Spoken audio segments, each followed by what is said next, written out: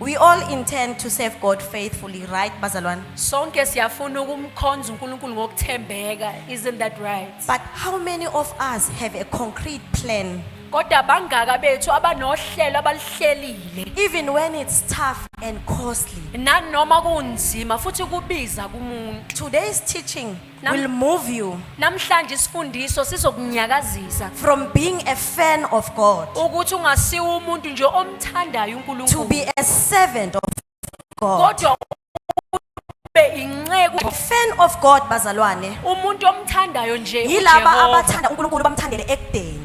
Ulo muntu lo who just loves God but love him from afar. Bafocusa kuma personal benefits labo And bantu they bazalwane. focus on the personal benefits. Labo bantu labo bafuna ukuthi beze noma bazama ukuthembeka kuNkulunkulu mangabe bedinga ukuthi bakhulekelwe, Those people try to be faithful to God only when they need prayer noma bedinga impiliso. or when they need some healing or life. Labo bantu labo bayeza enkonzweni, Those people, they do come to church, but the minute baphumela ngaphandle but the time they come bakhohlwa outside, konke abakufundiswa they kona, forgot babuyele everything that they were taught and they go back. back ezintweni zabo And they go abazenzayo. back to the things that they do. Bayalifunda izwi They bazalwane. read the word. Ubaba nomama bebesivakashele emavikini ambalwa edlulile The apostle and the prophet visited us in the 2 weeks back ebranchini yase Emelo. in the Emilo branch. Uthi ubaba makasifundisa there's a difference When the apostle taught us ukuthi kunomehluko between reading the word phakathi kokufunda izwi and eating the word. nanokulidla izwi. Ama-fans ke aNkulunkulu yilaba abalifundayo izwi bazalwane. Iwengu zaNkulunkulu are the people who just read the word. I must say bazalwane, Kumele ngikusho lokho. if you are a fan of God, Uma ngabe uyisiwengu nje sika kuzoba Jehova, nzima for wena ukuthi uthobele abazali bakho it's going bakamoya. to be difficult for you to be able to Now, submit under your parents in the Lord. A servant of God, Inceku kaJehova it's someone who dedicates his life umuntu onikela impilo yakhe to serving God's purpose. ukukhonza noma ukusebenzela Angagcini injongo kanjalo. kaJehova. Angagcini kanjalo, Not just end there, alalele izimfundiso zakhe, and also listen to his teachings, aphile according to his will. and then live according to intando yakhe. Bazalwane, serving God is not about fitting him into your own schedule, Ukukhonza uNkulunkulu akusiko kumpintshisa nje kuhlelo lakho nalo, but it's about building your schedule around him. kodwa ukwakha uhlelo lwakho umcabanga naye. Ngicela ubuze umakhelwane ukuthi are you a fan of God or a Ngifuna servant ukuza of God? umakhelwane kwakuthi ngabe uyumlandeli Hayi kaJehova bazalwane, noma mayengakunaki uyiphi. lo ngapha, buza lo ngapha If bazalwane. the one who's not on the side is not paying attention to you, ask the one who's next to you. You become a servant of God Uba- when you are intentional about serving him. Uba inceku kaNkulunkulu mangabe ukwenza ngokuyinikela lokho. To be intentional bazalwane Ukuba intentional kusho nokuhlosa. ukwenza into ngenhloso. It means to do something intentionally. Uyamuva ekuthenini I hope to Uyasuka ekufiseni ufinyelele la uthi khona and come to a place I whereby am prepared to serve. uthi mina ngilungiselele ukuthi ngimkhonze. Hallelujah. Amen. Hallelujah bazalwane. Amen. Hallelujah. Amen.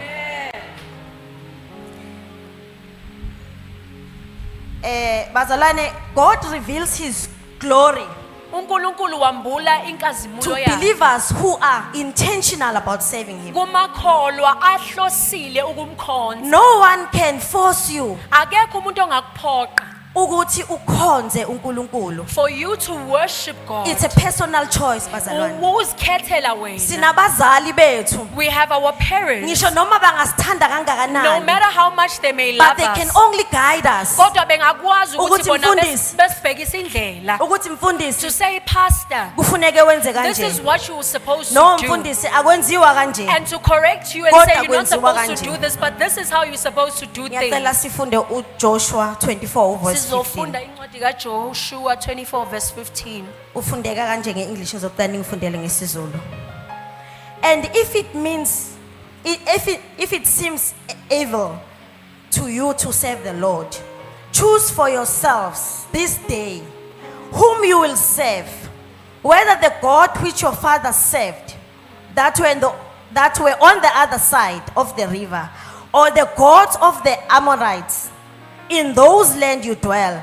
But as for me and my house, we will serve the Lord.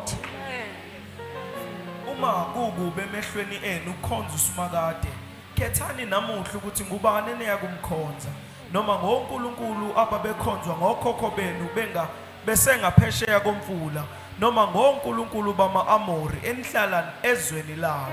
Kepha mina nendlu yami siyakumkhonza uSimakade. Uyazikhethela bazalwane. You choose for yourself. Uthi kepha mina nendlu yami. He says, as for me and my house, sizomkhonza uJehova. we will serve the It is a Lord. personal decision Lokho bazalwane. kuzikhethela. Ngizothi kini namhlanje. I'm here to say make to you a right today, decision. yenza isinqumo esifanelekile. Cela siye uColossians 3 verse 23 to 24. Ngoba seKolose 3 verse 23 to 24. Konke enikwenzayo kwenzeni ngenhliziyo kungathi nikwenzela inkosi hayi abantu. Nazi ukuthi niyakwamukeliswa umvuzo oyife enkosini. Khonzani inkosi uKristu. And whatever you do, do it heartily, as to the Lord and not to men, knowing that from the Lord you will receive inheritance if you serve the Lord.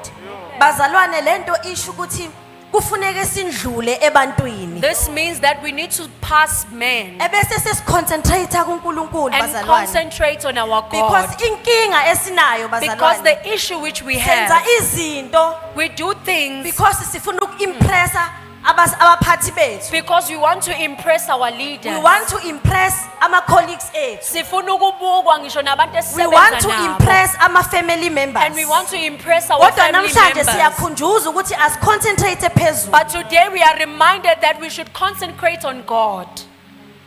Siphinde futhi bazalwane sithi I'm not going to do this So, and then we say that I'm not going to do this because I want to sabotage my pastor. ngenxa yokuthi ngifuna ukumbeka esimeni Angeke ngize esingasihle ngikwenze umfundisi wami. ukuthi I will not do this, ngifuna nje ukubona ukuthi bazokwenza njani. and I want to see what they will do. I will not give Angeke nginikele because ngibona ngazathi le mali yami seyizocebisa umfundisi. because I can see that my money will reach in my Ngizothi pastor. dlula ebantwini. I want to say past the Amehlo people akho abheke phezulu. and let your eyes be focused on the heavenly. Whenever you are given a chance bazalwane Njalo uma ngabe unikezwe ithuba ukuthi unikele, for you to give, nikela engazathi unikelela you uNkulunkulu. must give as though you are offering to God. Uma ngabe unikezwa ithuba lokuthi useve, When you are given an opportunity to serve, seva engazathi useve uNkulunkulu. khonza engazathi you are worshiping or Uma ngabe serving unikezwa God. ithuba lokuthi uhlabelele, If you are given an opportunity to hlabelela sing, engazathi uhlabelele sing as uNkulunkulu. though you are singing directly Dlula to ebantwini. God. Bypass men. Ngoba bazalwane, this is not about ukuthika ama-box. Ngoba this thing is not just about ticking Bazalwane, boxes. lokho akusuko nje ama-task ukuthi This is unikezwe not just i-task. a to-do task that you need to Yes, fulfill. banginikeza i-task ethize Yes, they ngiyenzile. handed over a task But that it's I've about done. honoring God. Kodwa kungokumazisa nokumhlonipha uNkulunkulu.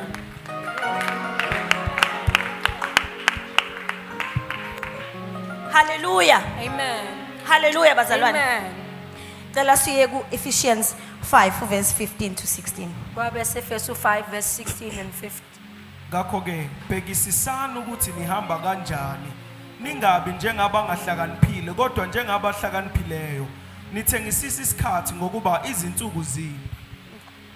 Bazalwane, le verse ngilizwa ngazathi uNkulunkulu uyasiwonisha bazalwane. I hear this verse as if the Lord is issuing a warning. Uthi uNkulunkulu asiqaphele ukuthi siphila kanjani. God says we must be careful of how we live Singenzi njengabantu abayiziwula. and not conduct ourselves as Ngoba fools. bazalwane iqiniso lithi, Because the truth is, iqiniso siyalazi. we know the truth. Sinabazali And abasifundisayo. we have the parents who teach us the Kodwa truth. thina siphinde sibuyele senze izinto But we end up going back and doing things esazi kahle ukuthi zero. that we know very clearly that they And are sonke wrong. unembeza sinawo And bazalwane. even our conscience Uma is nga- bearing witness. Uma ngabe wenza leyo nto uwazi kahle ukuthi i-wrong. If you do that thing, you know that what you're doing is wrong. Uze uthi hey ubaba maye ngangibona ngenza You le. even say, if the apostle can see me doing Lokho this, kusho ukuthi iqiniso the uyalazi fact that you're bazalwane. saying that means that you So know the ngizothi truth. don't waste time bazalwane. Ngizilana ukuthi ningachithi Ithuba isikhathi. lonke olitholayo okwenzayo, every opportunity that you get, konke and okwenzayo in everything that you do, ungakwenzi ngazathi wenzela do umuntu, not do as if you are doing but it for kwenze man, ngazathi wenzela uNkulunkulu but uqobo do it as if lwakhe. you are serving God Himself. Ngicela siye ku 1 Corinthians chapter 15 verse 58. Ngoba Corinthians 15 verse 58. Ngakho ke bazalwane bami abathandekayo, yibani ngabagxilileyo abangagxegiyo abavame njalo emsebenzini wenkosi. Nazi ukuthi ukusebenza kwenu akusilo ize enkosini. Ukusebenza lwenu kunjani bazalwane? Knowing that your work, Lithi therefore my brothers and sisters, stand firm. Stand firm bazalwane. Let imani nothing niqine move bazalwane. you. Ningavumeli lutho kunyakazisa. Always give yourselves fully to the work of the Lord, Nihlezi niyinikeleni na ngokupheleleyo kumsebenzi because you kaJehova. know that your labor in the work in the Lord Ngoba niyazi ukuthi umsebenzi wenu ezwini is not vain. akusiwo weze nje. Bazalwane, isikhathi esisichitha sikhonza uNkulunkulu The time that we spend serving the Lord, akusiso isikhathi it esimoshekile, is not time wasted. because mangabe siseva uNkulunkulu Because when we serve God, siphakamisa udumo kuye. we are bazalwane. giving Him praise. Yilapho la khona ebonakaliswa khona. That's bazalwane. why when He is revealed, So ngizothi kini bazalwane, I'm here to say to noma you, ngabe kuyenzeka ngesinye isikhathi even though it might happen uthi sometimes angiyi that ukuyohlanganyela I'm not going for ngoba fellowship kukhona engibhizi ngako, because there is something that I'm ngizosho occupied with. namhlanje I'm here to say to ukuthi you isikhathi today osichitha that the time that you spend uyolalela izwi lenkosi, listening to the word of Akusiyo God isikhathi is not osimoshayo. time spent in vain. haleluya. Amen. Sengivala bazalwane, In my closing, ngizothi lento yokuseva I'm here to bazalwane say this thing of serving, ifuna uyenze ngenhloso, it requires you to do it ifuna futhi intentionally, uyenze and it ngenhliziyo, wants you to do it with an open heart. because abazalwane abaningi Because many believers, benza ngazathi benza kona, they are doing as though they are kodwa doing bona the bafuna thing, ukuthi kube yibo abasevwayo. but they want to be served. So namhlanje ngizonikhuthaza But today I'm bazalwane here to encourage ukuthi you wonke umuntu okhona that ngaphakathi everyone who's inside the house, akathathe isinqumo let them take a decision sokuthi yena uyifeni kaNkulunkulu that na, I'm today mina ngingumlandeli kaJehova, noma useva or are uNkulunkulu. you the one who is serving God? Ngiyabonga bazalwane, haleluya, amen.